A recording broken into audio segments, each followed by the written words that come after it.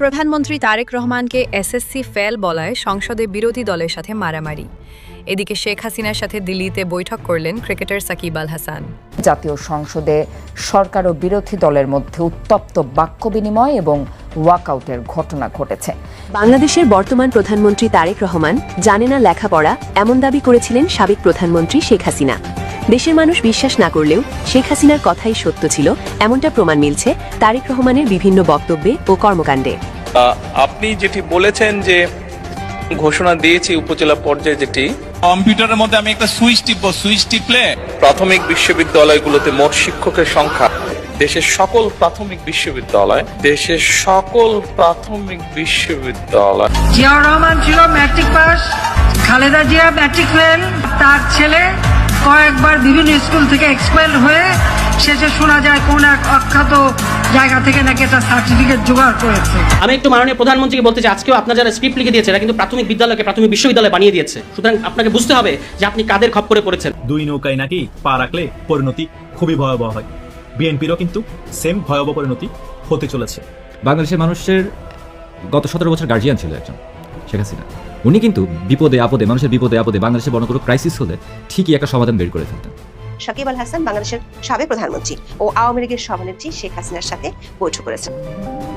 সাকিব সহ আওয়ামী লীগের 7 জন সাবেক সংসদ সদস্য শেখ হাসিনার সাথে সাক্ষাৎ করতে দিল্লিতে যান। আসসালামু আলাইকুম দর্শক, সিগন্যাল বিডি চ্যানেলের নতুন একটি গুরুত্বপূর্ণ নিউজ ভিডিও নিয়ে আপনাদের মাঝে হাজির হলাম। প্রিয় দর্শক, বাংলাদেশের বর্তমান রাজনৈতিক প্রেক্ষাপট জানতে যারা এই ভিডিওটিতে ক্লিক করেছেন তাদের সবাইকে বলবো আপনারা ধৈর্য সহকারে পুরো ভিডিওটি দেখতে থাকুন, কারণ এই ভিডিওটিতে এমন কিছু তথ্য বা উপাত্ত শেয়ার করা হয়েছে যা জানলে আপনারা অবাক হবেন। প্রিয় দর্শক, ইতিমধ্যে আপনারা অনেকগুলো ভিডিওর অংশবিশেষ দেখে নিয়েছেন এবং আশা করি দেখেই বুঝতে পেরেছেন আজকের ভিডিওটি কতটি গুরুত্বপূর্ণ এবং আকর্ষণীয় হতে চলেছে। এখনো যারা আমাদের চ্যানেলটি সাবস্ক্রাইব করেননি তাদের সবাইকে বলবো আমাদের চ্যানেলটি সাবস্ক্রাইব করে পাশে থাকা বেল আইকনটি অন করে দিবেন, আর যারা ইতিমধ্যেই সাবস্ক্রাইব করেছেন তাদেরকে অসংখ্য ধন্যবাদ। তো প্রিয় দর্শক, চলুন আর কথা বাড়াবো না, একটি লাইক দিয়ে মূল ভিডিওতে যাওয়া যাক। তারেক রহমানকে এইচএসসি ফেল প্রধানমন্ত্রী বললেন জামায়াত আমির। সংসদে আজ এমন একটি ঘটনা ঘটল যা পুরো দেশকে হতবাক করে দিয়েছে। জামায়াত আমির শফিকুর রহমান সংসদের মেঝেতে মাইক্রোফোনের সামনে, এবং তিনি যা বললেন, তিনি প্রধানমন্ত্রী তারেক রহমানকে সরাসরি বললেন এইচএসসি ফেল প্রধানমন্ত্রী। হ্যাঁ, আপনি ঠিকই শুনেছেন, এইচএসসি ফেল প্রধানমন্ত্রী। এবং শুধু বলেই ক্ষান্ত হননি, প্রমাণও দিয়েছেন। কেন তিনি এমন বলছেন, কিভাবে প্রমাণ হয় যে প্রধানমন্ত্রীর শিক্ষাগত যোগ্যতা নেই, এবং সেই প্রমাণ শুনে পুরো সংসদ নীরব। বিএনপি সাংসদরা মাথা নিচু, এবং জনগণ এখন বুঝছে কেন প্রধানমন্ত্রী সংসদে মুখ বন্ধ রেখে বসে থাকেন, কেন তিনি কথা বলেন না, কেন তিনি প্রশ্নের উত্তর দেন না। কারণ মুখ খুললেই ভুল, কথা বললেই অজ্ঞতা প্রকাশ, প্রশ্নের উত্তর দিলেই তথ্যগত ভুল, এবং সেই ভুলগুলো এতটাই মৌলিক, এতটাই প্রাথমিক যে একজন এইচএসসি পাস ছাত্রও করে না। দেখুন পুরো ঘটনা। প্রথমে বুঝুন কি হয়েছে। সংসদ প্রশ্নোত্তর পর্ব। জামায়াত আমির শফিকুর রহমান মাইক্রোফোনে, এবং তিনি বলছেন, মাননীয় স্পিকার, আমি প্রধানমন্ত্রীর কাছে জানতে চাই, একজন এইচএসসি ফেল প্রধানমন্ত্রী কিভাবে দেশ চালাবেন, যিনি ইতিহাস জানেন না, ভূগোল জানেন না, এমনকি শিক্ষা পরিভাষাও জানেন না, তিনি কিভাবে দেশের ভবিষ্যৎ নির্ধারণ করবেন। এবং এরপর শফিকুর রহমান এক একে প্রমাণ দিতে শুরু করলেন, এবং সেই প্রমাণ শুনে পুরো সংসদ স্তব্ধ, কারণ প্রতিটি প্রমাণ ছিল তারেক রহমানের নিজের মুখের কথা, নিজের বক্তব্য, নিজের ভুল, যা তিনি জনসভায়, সংসদে, বিভিন্ন জায়গায় বলেছেন। এবং সেই ভুলগুলো এতটাই বড়, এতটাই মৌলিক যে কোনো শিক্ষিত মানুষ করতে পারে না। দেখুন কি কি ভুল। ভুল নম্বর 1, যখন 1979 সালে নির্বাচনের সময় আসলো, সেই সময় মাওলানা ভাসানী শহীদ রাষ্ট্রপতি জিয়াউর রহমানকে বললেন, তোমার হাতে আমি ধানের শীষ তুলে দিলাম। সবচেয়ে বড় ভুল, ইতিহাসের ভুল। তারেক রহমানের এক জনসভায় বলেছেন, 1979 সালে নির্বাচনের সময় মাওলানা ভাসানী শহীদ রাষ্ট্রপতি জিয়াউর রহমানকে বললেন, তোমার হাতে আমি ধানের শীষ তুলে দিলাম। শুনেছেন, 1979 সালে মাওলানা ভাসানী জিয়াকে ধানের শীষ দিয়েছেন। কিন্তু এখানে একটা ছোট্ট সমস্যা আছে। কি সেই সমস্যা হলো, মাওলানা আব্দুল হামিদ খান ভাসানী মারা গেছেন 17 নভেম্বর 1976 সালে। হ্যাঁ, 1976 সালে। এবং তারেক রহমান বলছেন 1979 সালে তিনি জিয়াকে ধানের শীষ দিয়েছেন।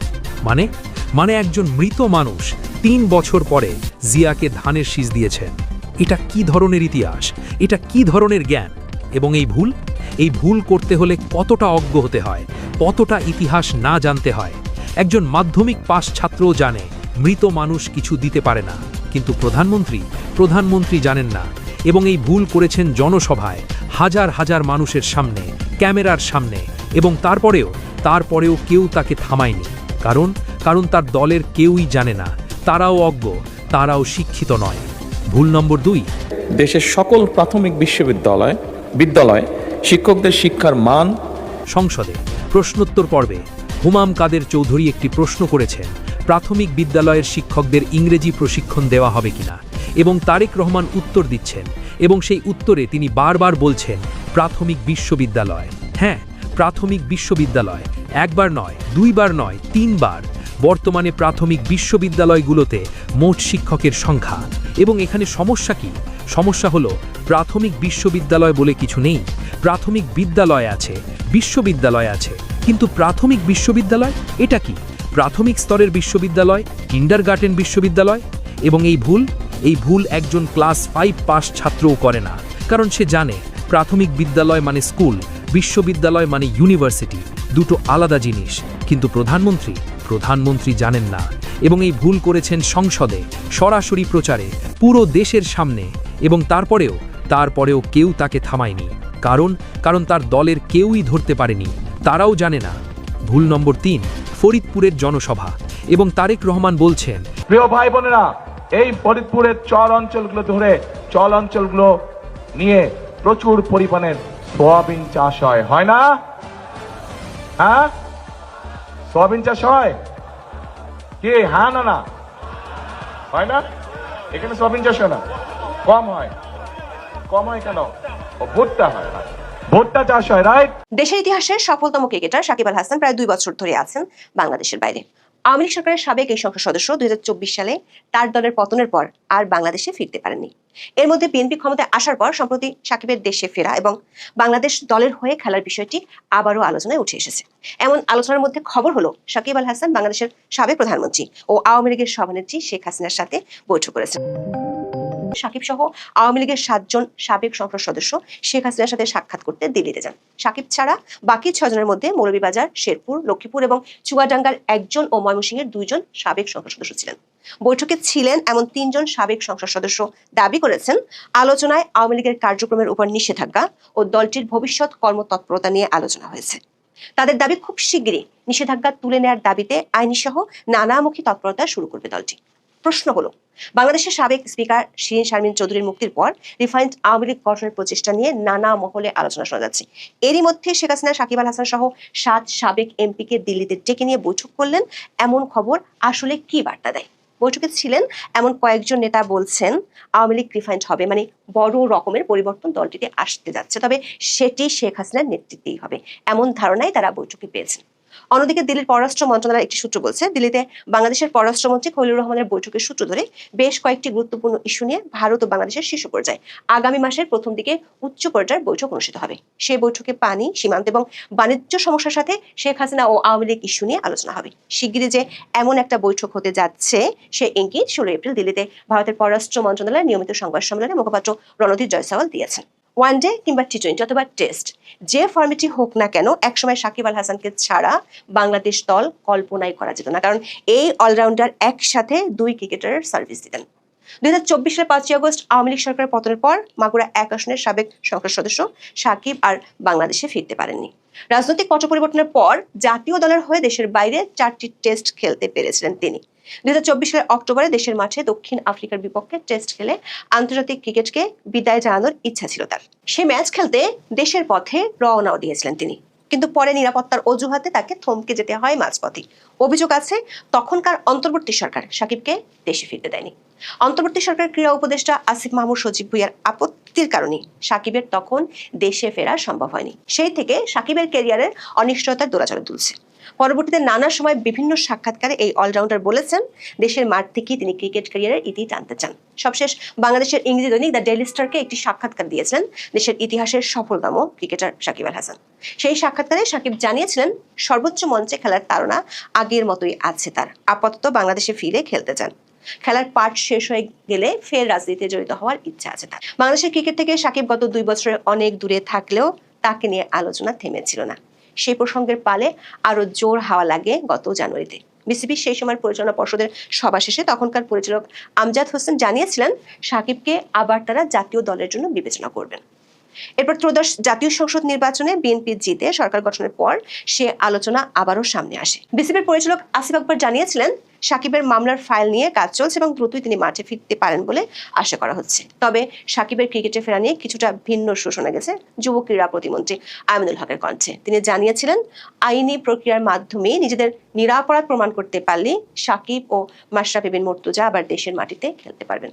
তবে নিজের বিরুদ্ধে দায়ের হওয়া মামলাগুলো নিয়ে ডেইলি স্টারকে দেওয়া সাক্ষাৎকারে সোজা সাপটা মন্তব্য করেছেন সাকিব। বলেছেন বিচার প্রক্রিয়া কত দ্রুত শেষ হবে তা সিস্টেমের সদিচ্ছার বিষয়। তার মতে তার বিরুদ্ধে যে মামলাগুলো করা হয়েছে সেগুলো কোনো প্রমাণ নাই, কোনো ভিত্তি নেই, এটা সবাই বলছে, যা বিভিন্ন সংবাদ মাধ্যমে উঠে এসেছে। বাংলাদেশের সিস্টেমে চাইলে দ্রুততম সময়ে শেষ করতে পারে, আবার অনেক সময় নিয়েও শেষ করতে পারে। এটা হচ্ছে সরকারের সদিচ্ছার বিষয়।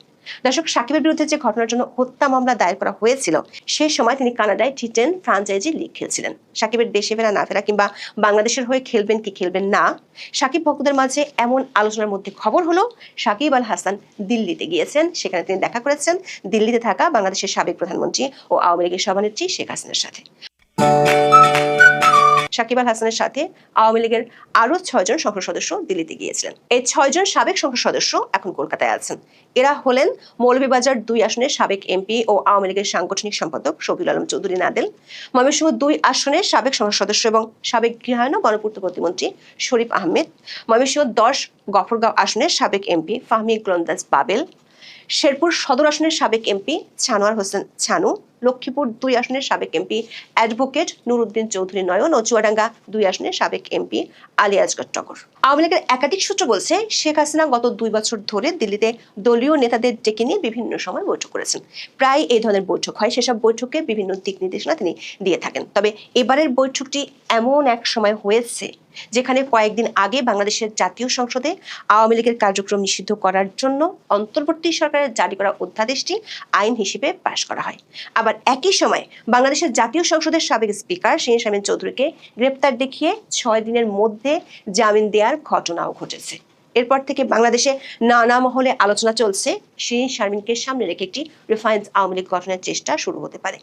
এমনকি কেউ কেউ শিরীন শারমিনকে জোহরা তাজউদ্দিনের ভূমিকা নিতে পারবেন কিনা সে সম্ভাবনার কথাও তুলে ধরা হয়েছে এবং বিভিন্ন কলামও লিখছেন। আবার বাংলাদেশের একটি পত্রিকায় প্রকাশিত খবরে বলা হয়েছে শেখ হাসিনার অসম্মতি থাকায় রিফাইন্ড আওয়ামী লীগ গঠনের চেষ্টা 2 দফা ভেস্তে গেছে।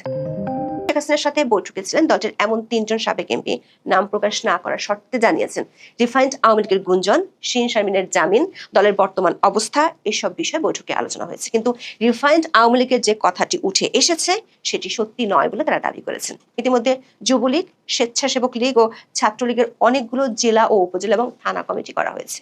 বৈঠকে উপস্থিত থাকা এমপিদের সাথে তাদের নিজ নিজ জেলায় কমিটি গঠন নিয়ে কথা হয়েছে। এই 3 সাবেক এমপি দাবি করেছেন নির্বাচনের আগে থেকে আওয়ামী লীগ ও এর অঙ্গ সংগঠনগুলোর মিছিল করা প্রায় বন্ধ ছিল, কিন্তু এখন নতুন করে মিছিল করার সিদ্ধান্ত হয়েছে। 17 এপ্রিল বরিশাল, চট্টগ্রাম ও ঢাকায় মিছিলের খবর গণমাধ্যমে প্রকাশিত হয়েছে। বৈঠকে উপস্থিত থাকা 3 এমপি বলেছেন তাদেরকে জানানো হয়েছে আওয়ামী লীগ ও অঙ্গ সংগঠনগুলোর রিফাইন্ড বা পুনর্গঠন এরই মধ্যে শুরু হয়ে গেছে। তবে সেটি এখন যেভাবে শেখ হাসিনার নির্দেশে চলছে সেভাবেই আওয়ামী লীগের কমিটিও পুনর্গঠন হবে বলে তারা দাবি করেছেন। সেক্ষেত্রে রিফাইন্ড আওয়ামী লীগের যে আলোচনা শোনা যাচ্ছে সেটি ঠিক নয় বলে তারা দাবি করেছেন। দর্শক, এর মধ্যে বাংলাদেশের পররাষ্ট্রমন্ত্রী খলিলুর রহমান ও প্রধানমন্ত্রী তারেক রহমানের পররাষ্ট্র উপদেষ্টা হুমায়ুন কবির মরিশাস যাওয়ার পথে ভারত সফর করেছিলেন। ভারতের পররাষ্ট্র মন্ত্রণালয়ের পক্ষ থেকে ঠিক কোন কোন বিষয় নিয়ে এই সফরে আলোচনা হয়েছিল তা জানানো হয়নি। তবে বাংলাদেশের পররাষ্ট্র মন্ত্রণালয়ের পক্ষ থেকে এই 2 দিনের সফরে গঙ্গা পানি চুক্তি, জ্বালানি সাহায্য সহ নানা ইস্যু নিয়ে আলোচনা হয়েছিল বলে জানানো হয়। ইরান যুদ্ধ শুরুর পর থেকেই বাংলাদেশ ভারতের কাছ থেকে শেখ হাসিনার আমলে বসানো পাইপলাইন দিয়ে ডিজেল চেয়ে আসছে। সব মিলে মার্চ থেকে এপ্রিলের 14 তারিখ পর্যন্ত ভারতের নুমালীগড় থেকে পার্বতীপুর রেলহেড ডিপোতে সর্বমোট 30,000 মেট্রিক টন ডিজেল এসেছে। সবশেষ গত 14 এপ্রিল ভারতের নুমালীগড় থেকে এই পাইপলাইনের মাধ্যমে 8,000 metric ton diesel Parbatipur railhead ডিপোতে এসেছে। খলিলুর রহমানের সফর নিয়ে বাংলাদেশের পক্ষ থেকে দাবি করা হয় শেখ হাসিনাকে ফেরত দেওয়ার বিষয়টি আলোচনায় তোলা হয় বাংলাদেশের পক্ষ থেকে। এ নিয়ে ভারতের পক্ষ থেকে এতদিন আনুষ্ঠানিকভাবে কিছু বলা হয়নি। 17 এপ্রিল ভারতের পররাষ্ট্র মন্ত্রণালয়ের মুখপাত্র রণদীপ জয়সওয়াল জানিয়েছেন, বাংলাদেশের চলমান বিচারিক ও অভ্যন্তরীণ আইনি প্রক্রিয়ার অংশ হিসেবে আসা বাংলাদেশের এই অনুরোধটি বর্তমানে খতিয়ে দেখা হচ্ছে। দিল্লিতে দেশটির পররাষ্ট্র মন্ত্রণালয়ের নিয়মিত সংবাদ সম্মেলনে সাংবাদিকদের এক প্রশ্নের জবাবে তিনি এসব কথা বলেন। ভারতের পক্ষ থেকে জানানো হয়েছে, বিষয়টি নিয়ে ভারত সব অংশীজনদের সঙ্গে গঠনমূলক আলোচনা চালিয়ে যাবে। সূত্রগুলো বলছে, ঠিক একই ধরনের কথা ভারতের পক্ষ থেকে গত অন্তর্বর্তী সরকারের আমলেও বলা হয়েছিল। গত বছরের 26শে নভেম্বর ঠিক একই প্রশ্নের জবাবে একই রকম উত্তর দিয়েছিলেন জয়সওয়াল। বলেছিলেন, নাগরিকত্ব ও আন্তর্জাতিক আইন অনুযায়ী এমন একটি অনুরোধ ভারতের বিচারিক ও কূটনৈতিক প্রক্রিয়ার মধ্য দিয়ে যাচাই করা হবে। জয়সওয়াল তখনও বলেছিলেন, তারা বাংলাদেশ থেকে এমন একটি অনুরোধ পেয়েছেন, বিষয়টি এখন খতিয়ে দেখা হচ্ছে। তারা সব স্টেক হোল্ডারের সঙ্গে গঠনমূলক আলোচনায় অংশ নেবেন। দিল্লির একাধিক সূত্র বলছে, শেখ হাসিনার প্রত্যাবর্তনের ইস্যুটির চেয়ে ভারতের কাছে গুরুত্বপূর্ণ হলো আওয়ামী লীগের কার্যক্রমের উপর নিষেধাজ্ঞার ইস্যুটি। 16 এপ্রিলের ব্রিফিং এ রণদীপ জয়সওয়াল সেই ইঙ্গিতে দিয়েছেন, বলছেন ভারত বাংলাদেশের সমস্ত ঘটনা প্রবাহ খুব নিবিড়ভাবে পর্যবেক্ষণ করছে। পররাষ্ট্রমন্ত্রী বাংলাদেশের বর্তমান সরকারের সঙ্গে গঠনমূলকভাবে কাজ করার এবং দ্বিপাক্ষিক সম্পর্ককে আরো শক্তিশালী করার ইচ্ছার কথা পুনর্ব্যক্ত করেছেন। জয়সওয়াল আশা করেছেন, উভয় পক্ষের বিস্তারিত মতামত ও অবস্থান জানতে শিগগিরই একটি আনুষ্ঠানিক বৈঠক অনুষ্ঠিত হবে। সূত্রগুলো বলছে, ভারতের পররাষ্ট্রমন্ত্রী এস জয়শঙ্করের সাথে বাংলাদেশের পররাষ্ট্রমন্ত্রী খলিলুর রহমানের বৈঠকের পরদিনই আওয়ামী লীগের কার্যক্রম নিষিদ্ধের আইনটি বাংলাদেশের সংসদে পাশ হয়। প্রশ্ন উঠেছে, অন্তর্বর্তী সরকারের আমলে যখন আওয়ামী লীগের কার্যক্রম নিষিদ্ধ করা হয়েছিল, তখন ভারতই প্রথম কোনো দেশ যারা আনুষ্ঠানিকভাবে এর বিরোধিতা করে প্রতিক্রিয়া জানিয়েছিল। তাহলে এবার কেন ভারত চুপ আছে? সূত্রগুলো বলছে, পশ্চিমবঙ্গের বিধানসভা নির্বাচনে ভোট গ্রহণ হবে 23 ও 29 এপ্রিল। এরপর মে মাসের শুরুর দিকে ভারত ও বাংলাদেশের শীর্ষ পর্যায়ের বৈঠক অনুষ্ঠিত হতে পারে। সেই বৈঠকে ভারতের পক্ষ থেকে এ বিষয়ে বিস্তারিত জানানো হতে পারে। পশ্চিমবঙ্গের নির্বাচনে যেহেতু বাংলাদেশ একটা বড় ইস্যু, সে কারণে ভারত এখন বাংলাদেশ ইস্যুতে কোনো বার্তা দিতে চায় না। প্রিয় দর্শক, ইতিমধ্যে আপনারা আমাদের পুরো ভিডিওটি দেখেছেন। ভিডিওটি দেখে কি জানলেন এবং বুঝলেন, অবশ্যই আপনাদের মূল্যবান মতামতটি আমাদের কমেন্ট বক্সে জানাতে ভুলবেন না। এখনো যারা আমাদের চ্যানেলটি সাবস্ক্রাইব করেননি, তাদের সবাইকে বলবো আমাদের চ্যানেলটি সাবস্ক্রাইব করে পাশে থাকা বেল আইকনটি অন করে দিবেন এরকম নিত্য নতুন প্রতিদিন গরম গরম নিউজ আপডেট পেতে। ধন্যবাদ সবাইকে।